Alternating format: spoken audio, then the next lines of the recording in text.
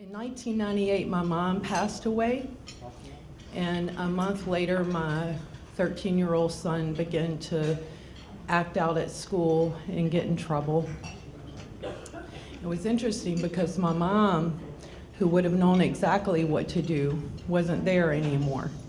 And she had been a nurse inside the prison system in Louisiana for 25 years. She was the first nurse ever hired inside prisons in the state of Louisiana. But she wasn't there to tell me what to do, and I relied on the system to give me an explanation and to help me with my son. And that was the worst mistake I could have ever made. And today my son's doing a 12-year prison sentence in the state of Maryland for holding up a pizza place where he had been working with a BB gun. And I want to thank my son tonight, because he's given so much. And when I say, I'm not going to do this work anymore, I need to go home, he says, no, Mom, you can't do that, because we need you. And he asked me the other day, he said, Mom, I know all the stuff that you're doing, but is there anybody fighting about conditions of confinement in prisons? This is a boy that spent over 110 days just this year alone. He was stabbed 3 times in January of this year, and he spent over 110 days this year alone in solitary confinement. I should say that it's protective custody, but it's really all the same. And he won't let me quit, ever. And when I'm feeling down, despite his circumstances, he continues to push me to do and to keep doing, even when I just don't want to do it anymore. And when I call Gina to whine, which I often do, by the way, she also will not let me quit. And I'm very thankful to Gina, and I'm very thankful to the families and friends of Louisiana's incarcerated children who saw that there was a need to have family voice in the juvenile and criminal justice system in this country, and not only to have it in the system, but to have it in the reform that was going on around this country.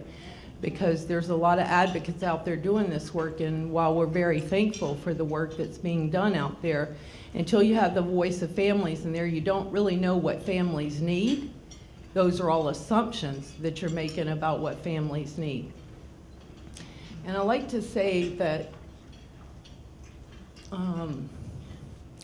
what Families and Friends of Louisiana's Incarcerated Children did for me is true family engagement, true family involvement, true family investment in young people who are coming up in the system. And I say this because I have 3 children, and my youngest daughter, barely a week after my brother passed away at a very young age in 2008, was also arrested. And when my youngest daughter was arrested, a very different mother stepped up to the plate. And today that daughter's in her last year of community college, and she'll transfer to a 4-year school next year, and she's never been back in trouble with the police, and she is a true joy. And nobody in this country will be taking care of Caroline except for Bart and I, my husband. All right.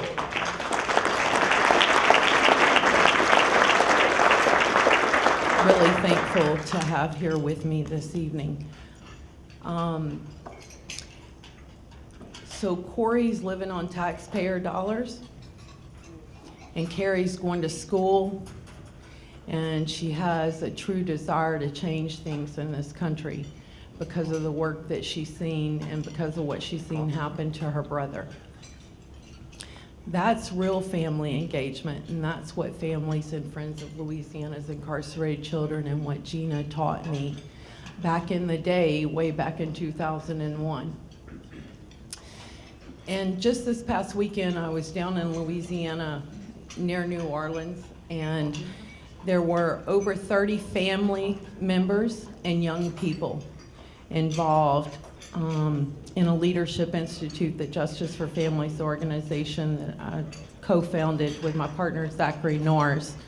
And all of those people came together. One of the things that I hear when I'm talking to juvenile justice systems in this country is that we don't have families like you. Every system in this country has families exactly like me.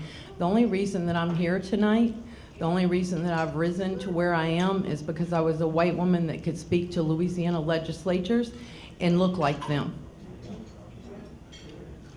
And it was white people making the decisions about who was going to speak to the legislatures, and I have no disillusionment about those things.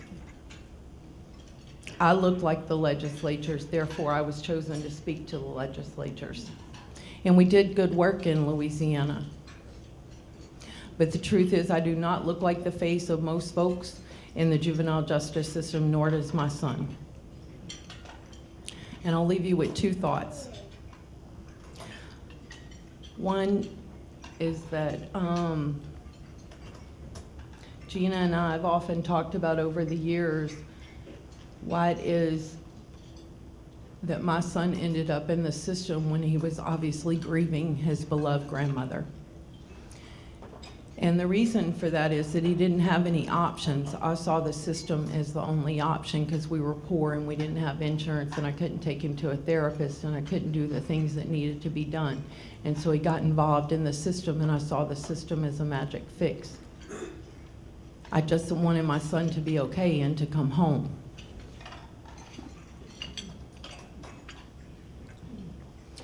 And the second thing is that as families of young people involved in the juvenile justice system, and today also being very connected to young people who are coming out of that system and who, sadly enough, most often go on straight into the adult system, that we have strengths to bring to the table. And the only reason that I know what my strengths are is because people like Gina back me and people like Bart back me and managed to get my voice heard. And so I can't tell you enough how important it is that you do go out and sign the auction papers out there, because this work,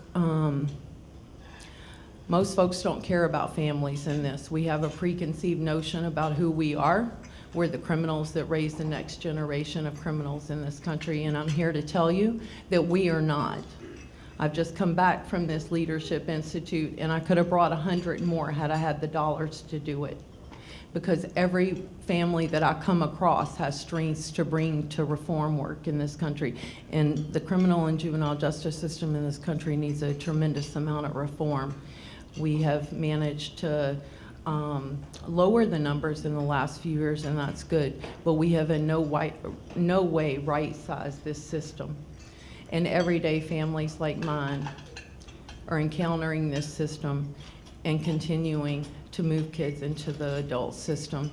And where my son sits today is in a place where it's really hard for me to understand how he can maintain his humanity, yet he does. So thank you to the Petra Foundation, and thank you to Corey James Bauer.